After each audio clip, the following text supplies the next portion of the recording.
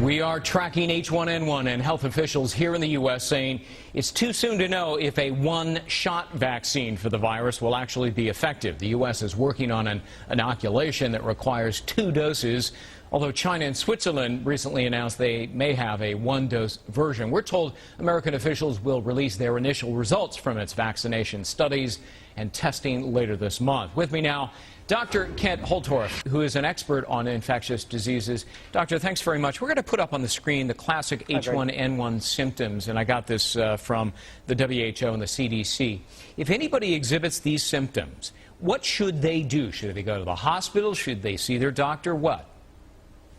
Well, the nice thing is it's showing that the H1N1 virus is losing its virulence.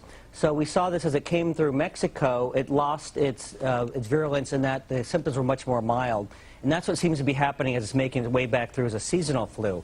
So basically, the recommendation is the same as the seasonal flu. If you have continual fever for more than 3 hours, call your physician. If you have recurrence of fever after it goes away, if you have a high risk, including small children, consider calling your physician. Yeah. If you do have, let's say, a kid turns blue, has blue fingernails, go to the emergency room.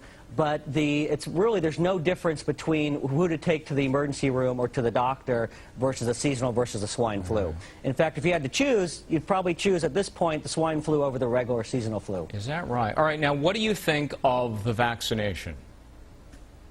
You know, I have more concern about the vaccine than I do about the swine flu. It's been rushed to market. There are high levels of adjuncts which basically make it more potent, so they can, it's kind of an unrefined method that they use. They had to use these high levels of these adjuncts, including thimerosal. It's an antiseptic preservative, and hasn't that been linked in some cases to autism? It has, and you look, it's been shown to cause autism in children with mitochondrial dysfunction. Now, and other is controversial, though highly implicated. And the problem is you don't know if your child has mitochondrial dysfunction. I also worry about children and people who have blood-brain barrier dysfunction or it's not fully developed, which include children, pregnant women, chronic neurological illnesses, and chronic fatigue syndrome and fibromyalgia. I've seen these people have been devastated by these infections. All right, would you give it to your kids? I definitely would not. You would not. All right. And in fairness, I've talked to 3 doctors in 3 days now, and all 3 have said absolutely they would give it to their kids. They intend to give it to their kids. They're going to take it themselves, but you say no. I definitely would not. I've seen it devastate people with chronic fatigue syndrome, fibromyalgia, highly implicated, again, in autism. I think you're rolling the dice. It's a proven neurotoxin, has 25,000 times the level of mercury than would be considered toxic if it was a food or water.